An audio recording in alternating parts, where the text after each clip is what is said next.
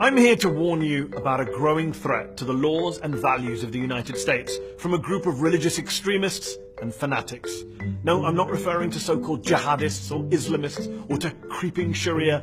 I'm referring to what I like to call the Christian Taliban, those Bible-thumping fundamentalists who are bent on theocratizing the US government.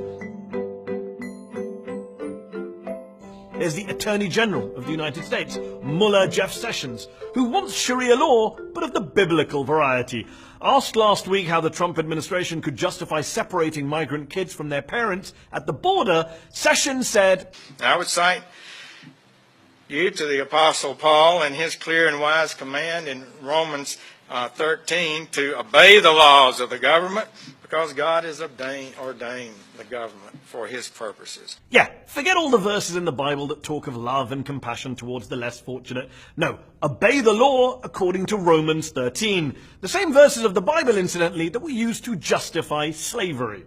But that didn't stop White House Press Secretary Sarah Huckabee Sanders from coming out explicitly in favor of theocracy. It is very biblical to enforce the law. That is actually repeated a number of times throughout the Bible. By the way, Sarah Huckabee Sanders is the daughter of Mullah Mike Huckabee, who once called for God's law to be placed above U.S. law. And that's what we need to do, is to amend the Constitution so it's in God's standards rather than try to change God's standards so it lines up with some contemporary view of how we treat each other and how we treat the family.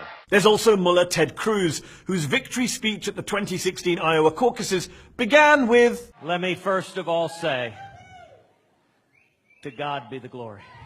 That's basically Christian for Allahu Akbar! Imagine the reaction if a Muslim candidate for high office began his victory speech with Allahu Akbar! I'm just saying.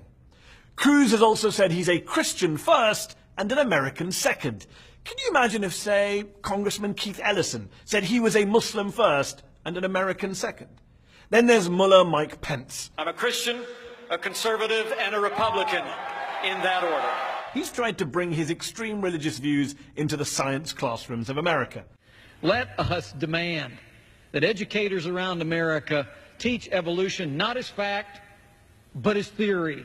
While governor of Indiana, Pence brought in a quote-unquote religious liberty bill, which basically legalized discrimination against a vulnerable LGBTQ minority, and he literally signed that bill surrounded by these folks. Look, as in the Middle East, to really politicize religion, you need a bunch of politicized clerics. Caliph Donald Trump can call on some of America's finest to make the case for Christian supremacism, and to make the case for him, the divine case for an irreligious, thrice-married adulterer and former casino owner. There's Mullah Franklin Graham, who says the hand of God elected Trump. There's Mullah Robert Jeffress, who says God gave Trump the authority to take out Kim Jong-un. There's Mullah Jim Baker, who says we have to obey Trump because God had him elected.